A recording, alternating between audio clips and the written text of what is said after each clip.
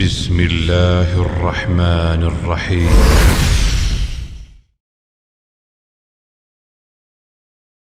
اللہ من الشیطان الرجیم، بسم اللہ الرحمن الرحیم،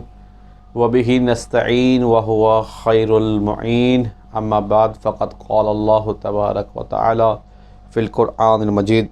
والفرقان الحمید، بسم اللہ الرحمن الرحیم، انما یخشی اللہ من عبادہ العلماء، صدق اللہ العلی العظیم۔ ناظرین کرام، جیسا کہ ہماری گفتگو علماء کی سیرت کے حوالے سے شروع ہونے لگی ہے، یہ ہماری آج کی پہلی قسط علماء کی سیرت کے حوالے سے۔ آج کی اس قسط میں ہم جلیل القدر، با احترام، با فضیلت شخصیت کا ذکر کریں گے کہ جن کا نام شیخ محمد بن یعقوب بن اسحاق الکلینی ہے۔ آپ کی ولادت کے حوالے سے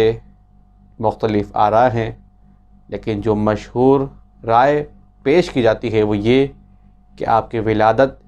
امام حسن عسکری علیہ السلام کے دور میں ہوئی، یعنی آپ نے 11ویں امام اور پھر 12ویں امام کا زمانہ مبارک دیکھا۔ آپ کے والد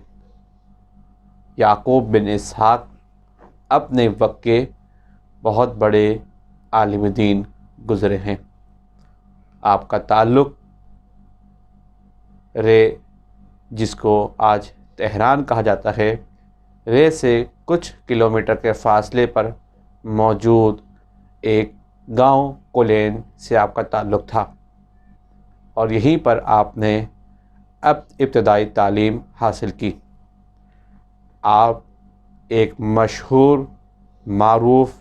علمی گھرانے میں پیدا ہوئے۔ آپ کے والد، آپ کے چاچا اور آپ کے خاندان کے دیگر افراد نمایاں کردار رکھتے ہیں، لیکن آپ نے ان تمام افراد کے بیچ میں رہ کر اپنا لوہا اس طرح سے منجوایا کہ آپ کے القابات میں سے جو مشہور اور معروف لقب ہمیں ملتا ہے وہ ہے ثقۃ الاسلام، یعنی اسلام کا بھروسے مند آدمی۔ اور یہ اس طرح سے ہوا کہ آپ نے جب اپنی ابتدائی تعلیم کلین میں حاصل کر لی، اس کے بعد آپ مزید تعلیم کے لیے قوم کی طرف روانہ ہو گئے، اور وہاں موجود ایسے اساتذہ کرام سے تعلیم حاصل کی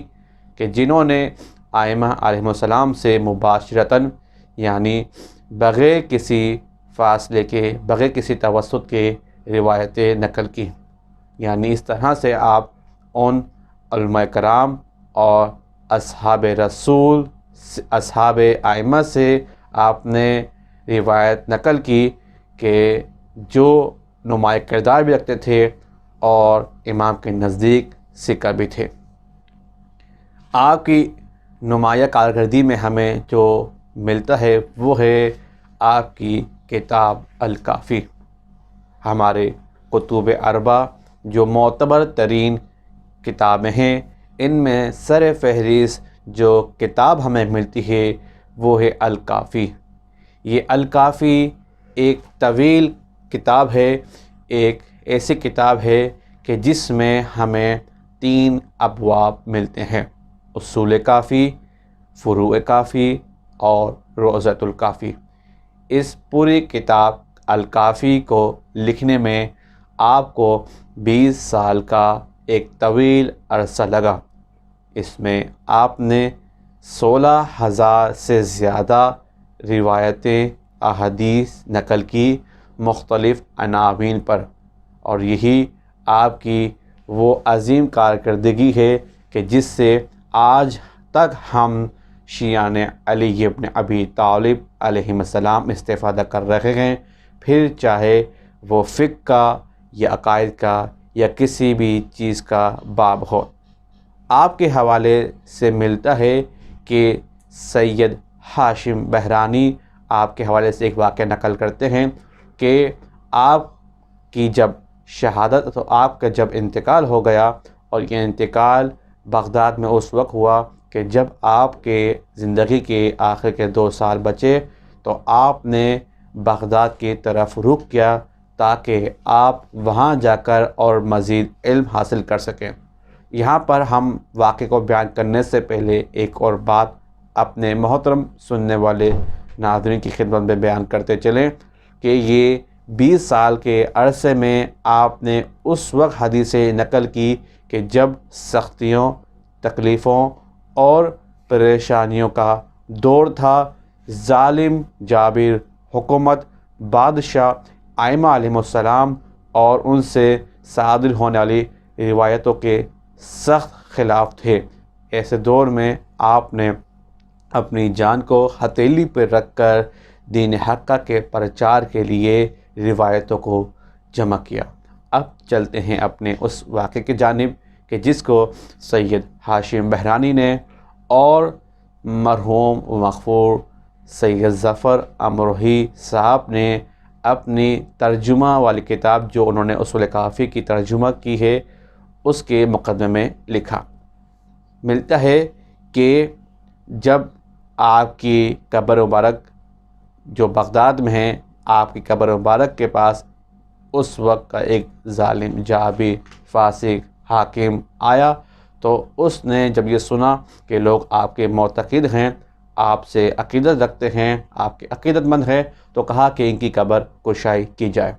جب آپ کی قبر کشائی کی گئی تو دیکھا گیا کہ آپ کا جسد خاکی ایک دم تر و تازہ ہے، مانو کہ ایسا لگتا ہے کہ جیسے آپ کو ابھی ابھی دفنایا گیا ہو۔ وہ آپ کی اس حالت کو دیکھ کر کہ آپ کا جسم تر و تازہ ہے اور آپ کو جسمانی حوالے سے خراش تک نہیں پہنچی، آپ کا معتقد اور چاہنے والا ہو گیا، اور بعد میں وہاں پر ایک قبہ یعنی روزہ تعمیر کروایا۔ یقیناً آپ کی سیرت اس سے بڑھ کر بہت زیادہ ہے، لیکن چونکہ ہمارے وقت ایک محدود حد تک ہے، یہاں تک ہم اپنی بات کو اختتام کی منزل تک پہنچاتے ہوئے دعا کرتے ہیں خداوند عالم سے پالنے والے ہمیں بھی توفیق دے کہ ہم بھی اپنی استطاعت کے مطابق دین حق کے پرچار کے لیے اور امام زمانہ اجل اللہ تعالیٰ فرج شریف کی رضا حاصل کرنے کے لیے کام کر سکیں۔ وما علینا الا البلاغ المبین۔